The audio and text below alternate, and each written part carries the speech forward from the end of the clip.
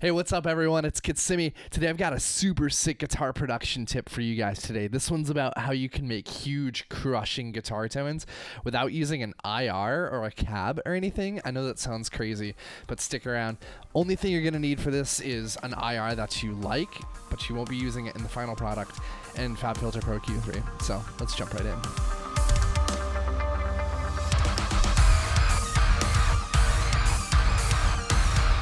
All right, so this is a track I've been working on. I'm going to use it to demonstrate exactly what I'm talking about. So here's what the guitars sound like using an IR that I usually use. This is ML Sound Lab's best free IR in the world, best IR in the world. It's free. It's super sick. If you want to follow along, you can grab that, and it'd probably make this a whole lot easier. So let's just hear what the guitars sound like right now.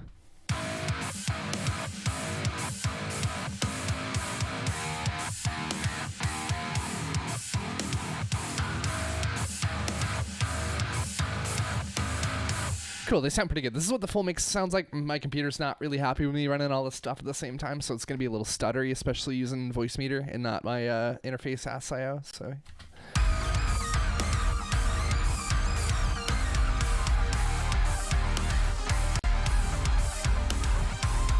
Okay, cool. So let's dive into what I'm talking about here with Pro Q3.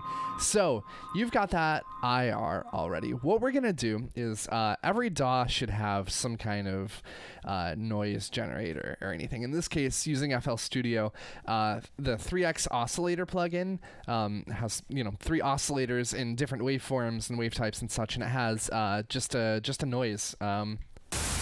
So what we're going to do is we're going to put that in a channel, right? Okay, so we're going to take Pro Q3.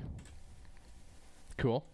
All right, and then we are going to put in this chain the IR that we like. So let me go ahead and plop NAD IR on here, and I'm gonna just load up my IR. So I'm gonna load it up twice here. Put the routing in stereo. Okay, cool. So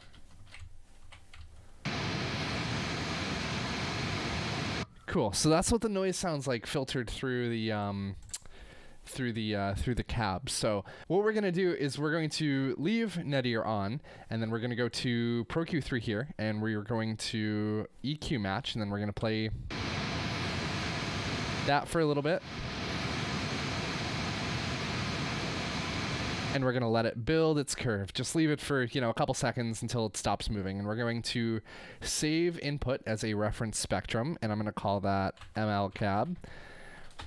Cool. So now basically what that's done is that has created a response profile for that cab, and because the noise is covering all the frequency, the entire frequency spectrum evenly, it can kind of create a very accurate representation of what kind of filtering that cab and mic setup is doing. So now what we can do is we can take that off, and now we're going to go back into Pro Q3. We're going to go back into EQ match, and we're going to take reference, and then we're going to pick the ML cab that we just made. And so now it's loaded that frequency response into this, and we can play that note again.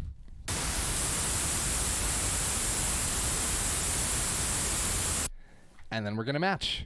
And then we're going to slide all the way up to however accurate we want it. I'm just going to say 24. Let's just take it all. And that is basically the cab. We've pretty much just completely taken the response of that cab.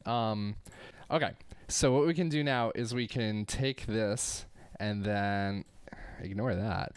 We're going to take this and we're going to save this, and we're going to name it, let's just say ML cab. Cool. So now we have this curve saved. This is pretty much exactly what that cab was doing. And let's go back into our guitar track now. So where we had Nadir loading that ML Sound Lab cab, I'm actually going to swap that out with Pro Q3 here. And I'm going to load up ML cab here. Now, let's go ahead and play it and hear what that sounds like.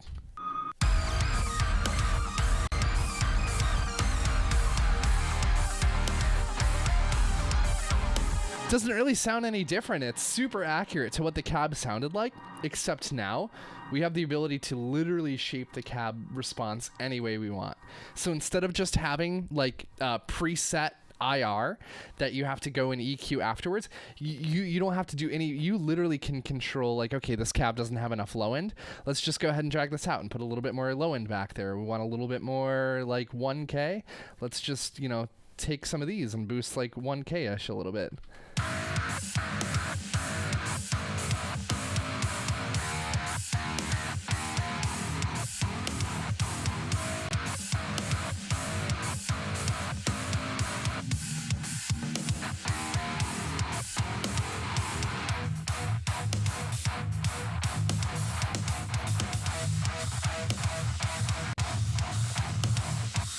So now, yeah, you can basically steal the frequency response of any IR that you particularly like, load it up into Pro Q3, and then you basically have full control over how to shape the tone of that cab or that impulse response without, you know, needing to worry about, you know, adding multiple stages of EQ gain or cut down the line. So it's a much more intuitive way to go about shaping guitar tones, if you ask me. So that is my dirty little IR trick. Thank you guys for watching. Hope you stick around. Please subscribe. Please like this video.